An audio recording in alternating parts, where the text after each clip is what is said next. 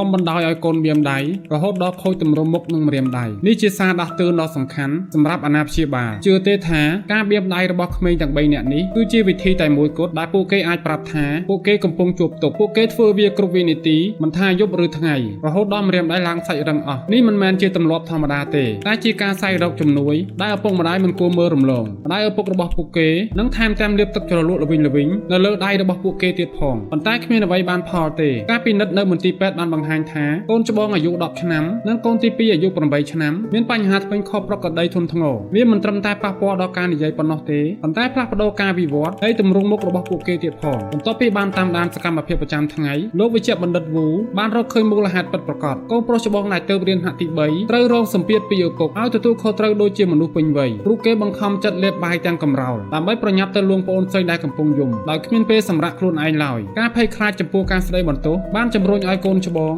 យកការបៀមដៃធ្វើជាវិធីកាត់បន្ថយភាពតានតឹងតែសម្រាប់កូនទី2ស្ថានភាពដ៏ធ្ងន់ធ្ងរជាងនេះគេមិនអាចទ្រាំនឹងសម្លេងបានទេសូម្បីតែសម្លេងក្នុងថ្នាក់រៀនក៏ធ្វើឲ្យគេមានអារម្មណ៍ដូចជាមានផ្គរលាន់ក្នុងត្រចៀករបស់គេដែរនេះជាមូលហេតុដែលធ្វើឲ្យគេតែងតែមួម៉ៅនិងឆាប់ខឹងខុសពីធម្មតាគាត់ដឹងថាវាខុសប៉ុន្តែមិនអាចគ្រប់គ្រងវាបានទេដូច្នេះគាត់ពឹងផ្អែកលើការបៀមដៃដើម្បីសម្រួលសរសៃប្រសាទរបស់គាត់អ្នកជំនាញបញ្យល់ថាដំណោះស្រាយពិតប្រាកដមិនមែនជាការដាក់ទណ្ឌកម្មទេឬភាពអាម៉ាស់នោះទេប៉ុន្តែឪពុកម្ដាយត្រូវរៀនស្វែងយល់និងឆ្លើយតបដោយឲ្យកូនរបស់ពួកគេមានអារម្មណ៍ថាទទួលបានក្តីស្រឡាញ់ដ៏រឹងមាំដែលពួកគេត្រូវការតើអ្នកយល់យ៉ាងណាចំពោះវីដេអូនេះកុំភ្លេច comment នៅខាងក្រោម